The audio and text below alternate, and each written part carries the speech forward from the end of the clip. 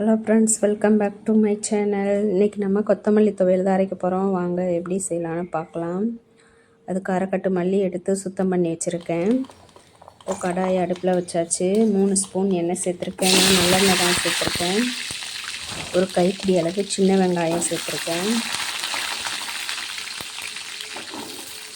இந்த துவையலை சாதத்துக்கு வச்சு சாப்பிட்டா சூப்பராக இருக்கும். இட்லி தோசைக்கெலாம் வச்சு சாப்பிட்டா நல்லா தான் இருக்கும், ஆனால் கொஞ்சம் புளிக்கிற மாதிரி இருக்கும். அதனால் சாதத்துக்கு வச்சு சாப்பிட்டா அப்படி அல்டிமேட்டாக இருக்கும். அப்புறமா ஒரு 10 பல் பூண்டு சேர்த்துக்கலாம்.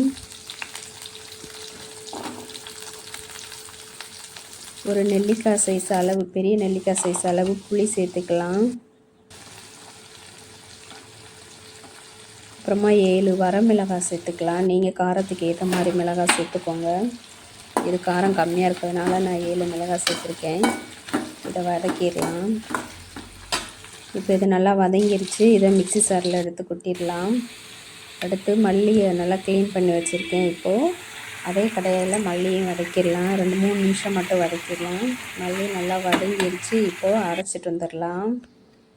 அரைச்சாச்சு. இப்போ இதை தாளிச்சிடலாம். நீங்கள் இது மாதிரி செஞ்சு பார்த்து சாப்பிட்டுட்டு எப்படி இருக்குன்னு லைக் பண்ணுங்கள், ஷேர் பண்ணுங்கள். நம்ம சேனலை மறக்காமல் சப்ஸ்கிரைப் பண்ணுங்கள். தேங்க்யூ.